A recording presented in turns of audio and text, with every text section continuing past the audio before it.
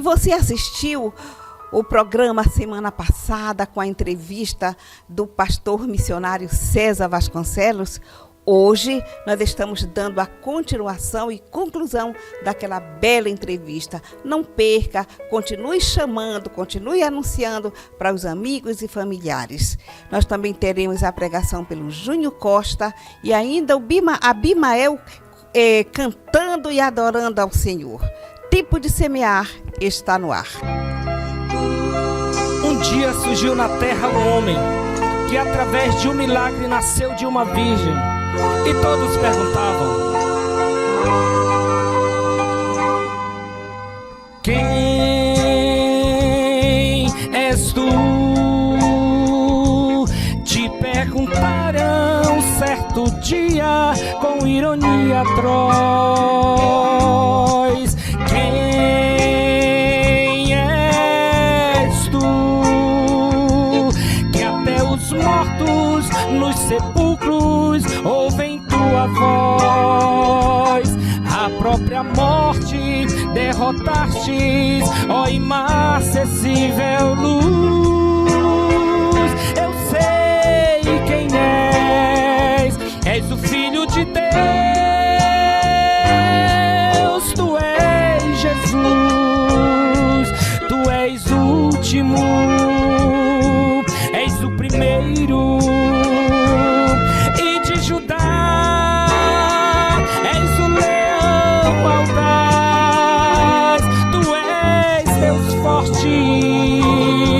Conselheiro, Pai da eternidade, é príncipe da paz.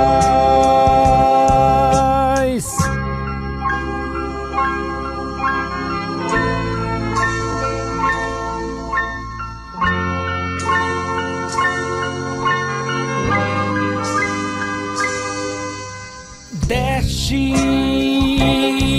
amor ao pobre homem que sofria muitas opressões. Cada vez que tu falavas, libertava grandes multidões. Eternamente és o mesmo. Aleluia. Sei quem és, excelsa luz. És o Filho de Deus. Tu és Jesus, tu és o último, és o primeiro. E de Judá és o leão audaz. Tu és Deus forte, conselheiro, Pai da eternidade, é príncipe da paz. Pai da eternidade, é príncipe da paz.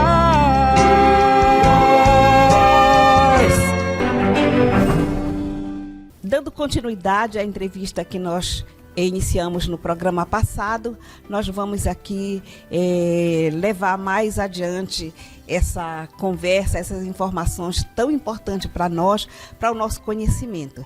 E lembrando que Tempo de Semear é um programa missionário, por isso nós estamos abordando missão e sempre contamos com a sua generosa colaboração para que o nosso programa se mantenha no ar. Irmã Ireudo, é com o senhor.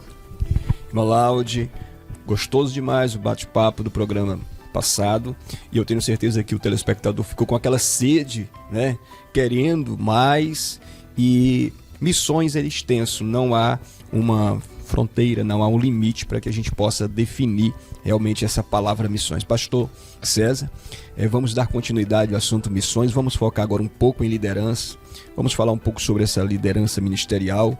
Hoje nós temos pastores e pastores, igrejas e igrejas, e gostaríamos que nós focássemos dentro deste assunto, embora que às vezes tenha alguns pontos críticos relacionados a esse tema, mas que seria muito bom né? Hoje o senhor, como pastor, tem essa visão sobre missões. Trazendo para o lado da liderança, eu gostaria que o senhor já iniciasse nesse tema para o nosso telespectador. Perfeito. Eu tive um privilégio, Deus me permitiu cursar um mestrado lá nos Estados Unidos, justamente na área de liderança, na Universidade da Assembleia de Deus do sul da Califórnia. E uma das coisas, quando a gente estuda liderança, que o líder, ele precisa identificar qual é a sua missão. Qual é o papel que ele vai cumprir com esse grupo que ele lidera e qual é o resultado que o grupo vai produzir. Quando nós olhamos da Bíblia, e aí isso é uma coisa chave, quando a gente vê qual é a grande missão, ou vou até usar o termo, a grande comissão que Jesus nos deu, foi ir para todo o mundo, ou seja, fazer missões. Então toda a igreja, toda a liderança da igreja, se ela for cumprir o papel do líder, ela tem que se perguntar qual é o meu papel, para onde eu vou conduzir esse grupo que eu lidero. E você vai ver para as coisas da grande comissão. Pregar o evangelho. Por que a gente prega? Porque a salvação vem pela pregação. Como é que eles vão crer se a gente não pregar? E como é que vão pregar se não forem enviados? Então você vê que isso está tudo conectado. Pregar o evangelho para ver salvação. E a segunda parte, discipular, né? Ensinando a guardar todas as coisas. Doutrinando, discipulando. Essa é a missão da igreja. Então a igreja tem que cumprir esse papel, ou seja, a base da liderança cristã é levar a igreja a ser missionária e discipuladora. Discipuladora no grupo local, mas missionária em alcançar. Tanto é que a palavra apóstolo, que é o primeiro ministério, a primeira função ministerial que Paulo menciona em Efésios capítulo 4, verso 11, apóstolo vem dessa palavra grega, apóstolos, que significa simplesmente enviado. Então o cristianismo é a missão, se a gente for chamar de religião, é a religião do envio, para proclamar e alcançar pessoas. Eu acho que hoje no Brasil nós precisamos manter essa chama do envio, da missão acesa. Porque, infelizmente, muitos estão perdendo essa visão. Entendo. Pastor, em questão de enviar, me fale um pouco sobre a capacitação. Eu preciso enviar um obreiro ao Chile, a Portugal, qualquer outro país. Simplesmente eu tenho que olhar somente a chama, o desejo naquele obreiro, naquele missionário, ou a necessidade de uma capacitação para que se enquadre dentro de uma cultura, dentro de um grupo? Me explique sobre essa situação. Isso é bem interessante. Nós somos pentecostais e a origem, particularmente do movimento pentecostal mais moderno, está ligado ao avivamento da Rua Azusa, um local perto até de uma das igrejas que eu sirvo lá em Los Angeles. E naquela época da Rua Azusa já se entendia que línguas estranhas, você estava falando a língua de uma nação. E daí os missionários saíam, né, pela fé. Eu diria que o mundo que nós vivemos hoje é um mundo que apresenta muitas complexidades. Você não pode acessar certos países hoje simplesmente com a fé. Existem certas exigências. Então, nesse sentido, a nossa fé, a nossa chama missionária, ela precisa, de novo, da perspectiva de uma liderança, ela precisa ser estratégica. Analisar os cenários e construir o caminho mais apropriado para se chegar. E Deus é um Deus de estratégia. Eu faço um seminário de liderança chamado Liderança segundo o Exemplo de Deus. Você vai ver na Bíblia, na criação, na queda do homem, no processo da redenção e no futuro, Deus sempre tem uma estratégia, um projeto que ele trabalha. Então, por exemplo, o que acontece hoje? Existem países totalmente fechados para receber missionários. Mas se você é um profissional, você tem esse perfil profissional, eles precisam do profissional. Então eles te recebem como um profissional, um engenheiro, um médico, e uma vez você lá, você começa a se relacionar com as pessoas e através disso você vai pregar o evangelho. Hoje existe um movimento que eu de uma certa forma acompanho, apoio em alguns momentos, tenho até nessa minha vida ao Brasil, vou estar fazendo uma palestra para empreendedores, um movimento chamado, uma sigla em inglês é BAM, Business as Mission, negócios como missões. Pessoas que têm um negócio, um empreendimento, mas na verdade esse negócio é um canal de evangelismo, é um canal de missões. Ouvi testemunhos de pessoas que foram para países muçulmanos trabalhar em projetos grandes de construção e o comportamento dele, sendo um gerente de um projeto, as pessoas dizem, você é diferente. Eu vi esse irmão dando testemunho que ele se deslocou numa viagem testemunhando para uma pessoa islâmica, ganhou essa pessoa e o canal para isso foi um processo de trabalho. Então, respondendo a sua pergunta, a chama é fundamental, a unção é fundamental, o conhecimento bíblico é fundamental, mas hoje, para lidar com certas coisas, você precisa ter um preparo transcultural, você precisa ter uma estratégia, porque assim a Bíblia diz, Lucas capítulo 16, que os filhos das trevas, Jesus falou, na sua geração são mais astutos. Nós precisamos ter estratégia. Eu gosto de falar sobre estratégia, fazer os seminários, porque abre a nossa cabeça para nós, quando nós temos uma estratégia correta, os nossos resultados serão mais efetivos. Muito bem, interessante, Maireudo, porque nós estamos aqui acostumados a ouvir falar em missão transcultural. Ouvindo o pastor falar agora, dá a minha impressão que nós não sabemos nada sobre missão transcultural. E só fazendo uma observação, tudo isso que ele colocou agora é verdadeiramente missão transcultural, não é isso? Uhum. É nossa necessidade. Então eu acho realmente o preparo, estimulo muito você que está nos assistindo, que tem a chama missionária, a estar sensível a essas questões. Outra coisa que tem sido tratado, a cosmovisão cristã. É como nós podemos, como cristãos, atuar em várias áreas da sociedade. Porque são campos missionários, nem todos nós vamos para um outro país, mas quem sabe dentro da tua escola, no teu trabalho, você é um missionário para chegar lá, alcançá-los. Agora há pouco, agora há pouco o senhor conversava com nós e explicou sobre a situação. Eu tenho conhecimento do Evangelho, o sacrifício de Jesus, morreu, ressuscitou pelo perdão da alma do pecador. Então, esse tipo de evangelismo já não vai funcionar para aquelas pessoas que acreditam dentro de um karma sobre a morte, a ressurreição. Gostaria que o senhor abordasse, porque hoje o evangelho, a salvação realmente está focado dentro da palavra. Mas se eu saio para um grupo, para uma etnia, onde pessoas já, esse tipo de mensagem não vai curtir um efeito, qual é o caminho que eu devo utilizar? Isso é muito interessante, irmão Maireudo. Eu vi recentemente, esse homem, ele era um sacerdote hindu. E ele se converteu ao Senhor e ele disse justamente isso, que para um hindu, você pregar o tipo de mensagem que nós pregamos no cristianismo, não faz sentido para eles. Porque você chegar e dizer assim, olha, Jesus venceu a morte. Mas para ele está debaixo daquele karma da reencarnação, então a morte nada mais é do que uma passagem, não faz sentido. E eu achei impressionante como existe uma estratégia, você tem que ter esse conhecimento. Existem coisas que é o Senhor que faz sobrenaturalmente, outra nós temos que fazer. Um testemunho que eu ouvi de um missionário de como Deus faz sobrenaturalmente também, mas não para nos desculpar. Eles estavam recebendo essa missão, estava apoiando, se eu não me engano, na Grécia, aquele momento em que houve uma grande mudança de islâmicos saindo da Síria, aquelas guerras, né, que impulsionam. Sim. E ali essa missão eles não podiam evangelizar num campo de triagem. Ali eles só faziam um trabalho com crianças. Uma missionária fez um trabalho com crianças, falou de Jesus. Essa criança de noite chegou para o pai dela e disse, olha, eu aprendi sobre Jesus. E o pai dela, islâmico, disse, não fale mais sobre isso, proibiu. De noite, esse homem teve um sonho, uma visão, Jesus aparecia para ele e disse, olha, eu sou Jesus. E enfim, se apresentava, e a gente sabe, quando Jesus aparece, não há quem resista. Não há quem resista, né? Ele foi impactado e Jesus disse assim, agora você vai procurar a professora que falou com a sua filha e ela vai contar a meu respeito. Então isso tem acontecido no meio islâmico muito, mas nós temos que estar presentes, fazendo a obra, mas dentro dessa perspectiva, com o preparo, dependendo do grupo que nós vamos tratar.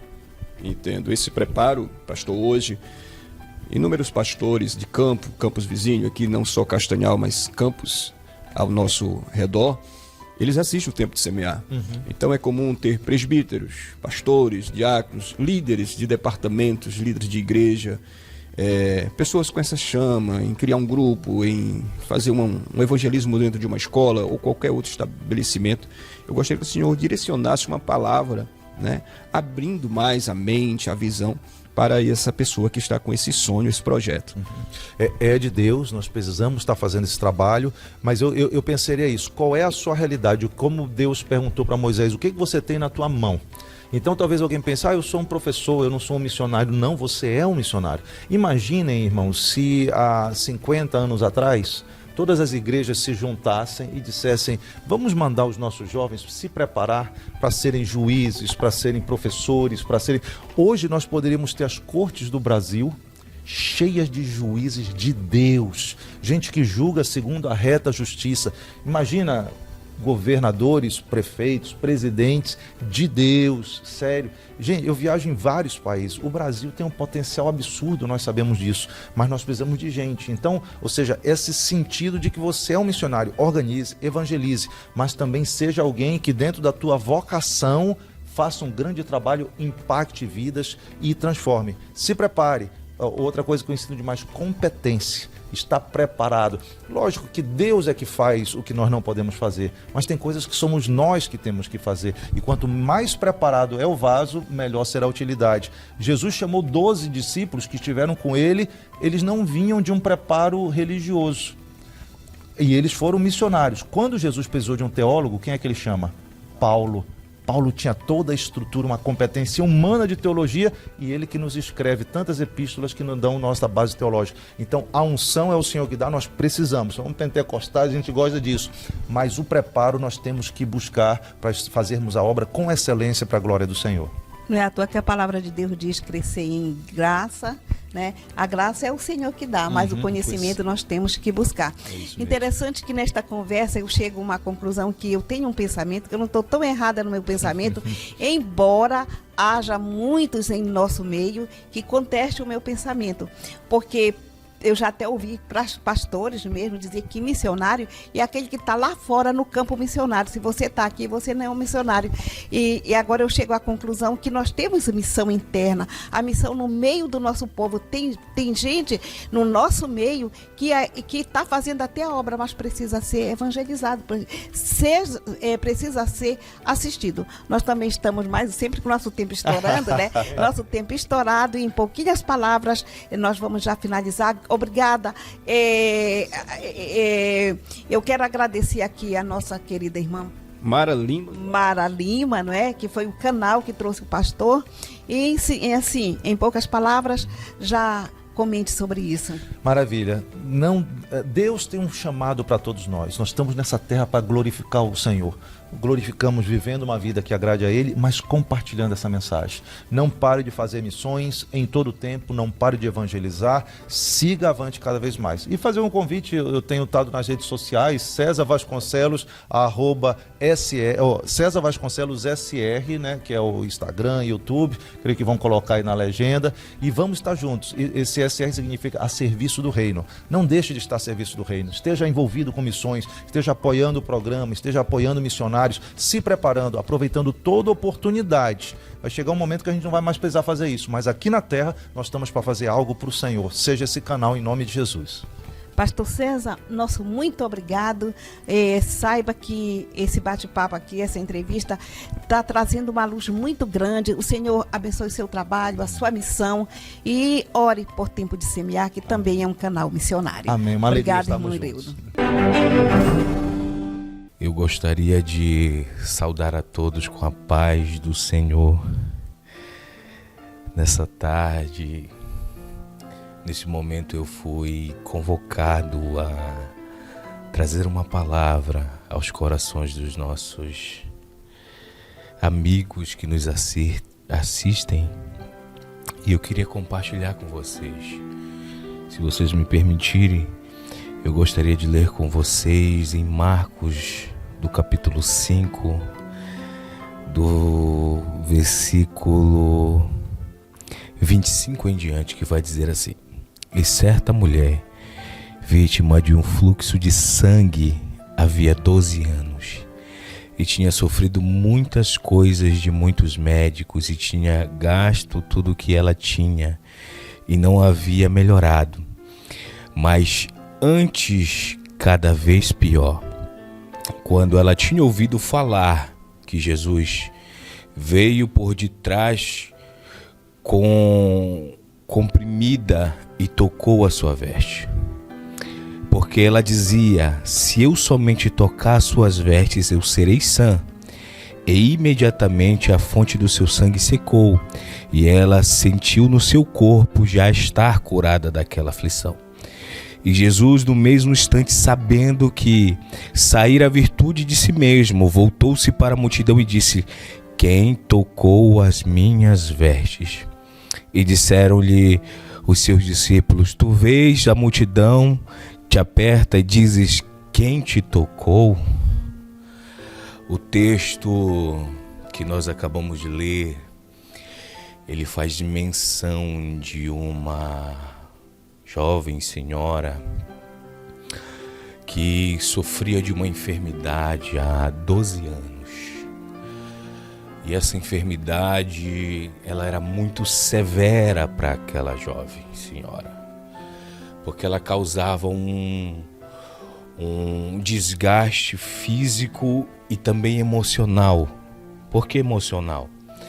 Porque na época de Jesus, quando as mulheres estavam no seu período, elas tinham que estar em um local afastado, porque elas estavam impuras. E quando elas estavam impuras, elas tinham que estar afastadas. Elas estavam afastadas do serviço, estavam afastadas dos seus negócios, da sua família, e não poderiam ser tocadas, porque quem tocava nelas também estava impuro.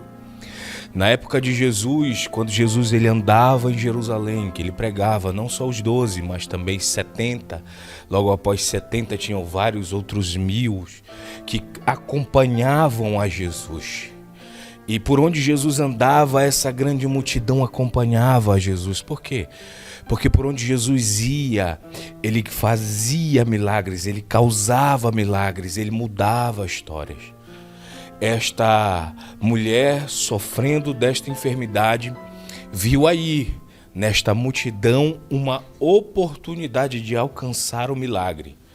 Ela entendeu que por onde Jesus passava, por onde Jesus ia, aquela multidão apertava a Jesus, aquela multidão acompanhava Jesus e causava aquela tão grande bagunça que ela poderia assim infiltrar no meio daquela multidão e tocar a Jesus sem que Jesus percebesse. Porque ela dizia a si própria, ela dizia: se eu tocar em Jesus, certamente vou ser curada. Isso é convicção de fé. Certas feitas em nossa vida, nós temos que ter convicção de fé. Nós temos que bater o martelo. Nós temos que dizer: eu decreto no nome de Jesus, ou eu afirmo no nome de Jesus, serei abençoado no nome de Jesus, alcançarei a minha cura no nome de Jesus, os meus filhos serão salvos no nome de Jesus. Nada me indica que vai acontecer, somente a minha fé me direciona. Como aquela mulher, nada indicava a ela que ela poderia ser curada, somente a sua fé. Ela tinha fé e a convicção, se ela tocasse em Jesus, ela seria sarada. E ali ela encontra uma oportunidade de se infiltrar e alcançar a Jesus, pois ela estava impedida de andar no meio daquela multidão. E Jesus ele vem andando em Jerusalém. Quando ele vem andando em Jerusalém, a multidão aperta e aquela mulher se infiltra no meio da multidão, oh glória. E quando Jesus ele está passando, ela toca. A Bíblia vai dizer que Jesus sente que dele saiu virtude. E ela também sente que foi curada dentro de si própria. Jesus ele sentiu o toque dela e ela sentiu ao mesmo tempo o toque de Jesus.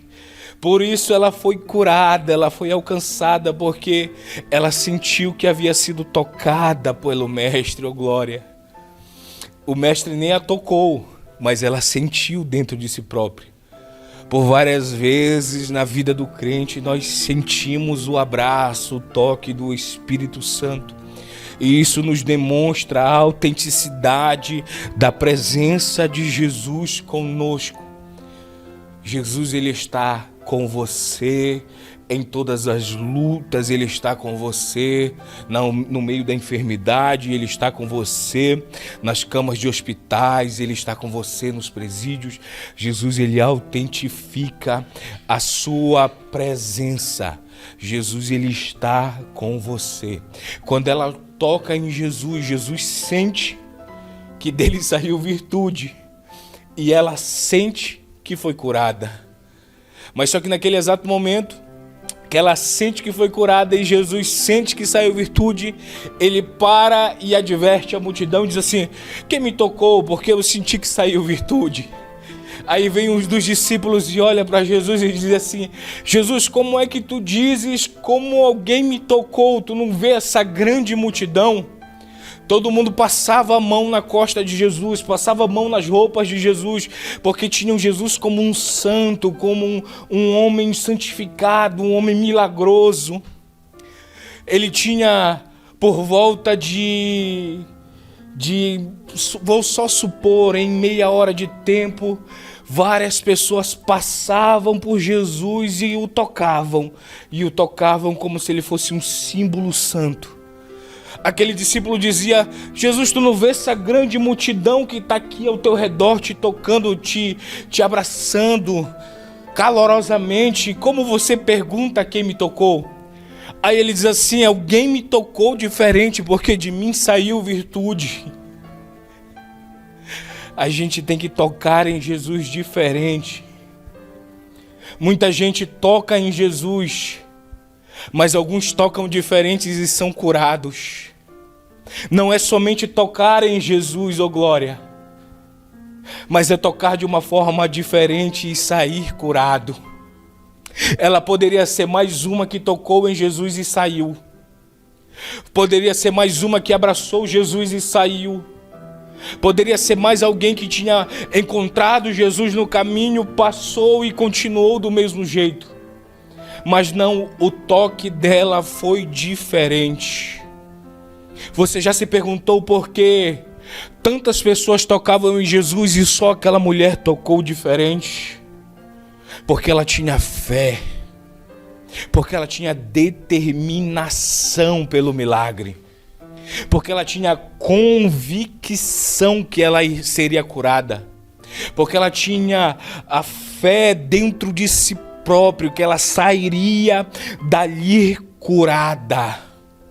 Nesta tarde neste momento eu quero te convidar. Eu quero te convidar a ter fé, a dobrar os teus joelhos e tocar em Jesus de uma forma diferente. Muitas pessoas no dia de hoje dobram os joelhos a Jesus e clamam e pedem muitas coisas, mas dobra o teu joelho e pede com fé e convicção a tua cura, o teu milagre, a tua bênção. Fecha os teus olhos que eu quero orar com você. Eu quero ser bênção de Deus nesta tarde para a tua vida. Fecha os teus olhos, Pai. Neste momento eu quero orar com os teus filhos. Que o Senhor possa tocá-los, que eles possam poder alcançar o Senhor de uma forma diferente. Que eles possam alcançar o trono de Deus neste momento de uma forma diferente, Senhor. Que eles possam alcançar as suas bênçãos, que eles possam alcançar a sua cura, que eles possam alcançar os seus milagres, as suas libertações, Senhor. Que de ti possa sair virtude sobre o teu povo. Derrama a virtude do céu sobre os teus filhos que neste momento oram comigo. Senhor, em nome de Jesus, que o Senhor possa alcançá-los neste momento. Derrama da tua bênção, do teu milagre sobre a vida destes que nos veem e que nos ouvem, Senhor. Em nome do teu Filho Jesus, eu abençoo os teus filhos. Em nome do Pai, do Filho e do Espírito Santo. Amém. Que Deus possa abençoar a vida dos meus amados e que esta palavra possa te fortalecer a continuar nesta batalha. Em nome de Jesus. Amém. Nós queremos agradecer ao Senhor nosso Deus, que sempre tem nos proporcionado a oportunidade de levarmos a sua preciosa mensagem. Nossos agradecimentos à Assembleia de Deus na pessoa do pastor Olivar Barbalho, Jardim de Deus na pessoa da irmã Gisele Barbalho. Império Mídia com Rian Freire, sempre registrando seus eventos. Está aí o contato, chame, contrate Rian Freire. Também Top Lanches, ali ao lado do Hospital Magalhães. Polpas de fruta moura, você encontra em Castanhal, lá no Farinheiro, na Avenida Altamira, no bairro Novo Olinda. E não podemos deixar de agradecer nossas irmãs Esperança, Irmã Domingas, Irmã Maria Gomes, Pastor Cid Nelson, que sempre tem colaborado para que este programa continue no ar. Deus abençoe. Nós temos um encontro marcado no próximo final de semana. Até lá, se Deus quiser.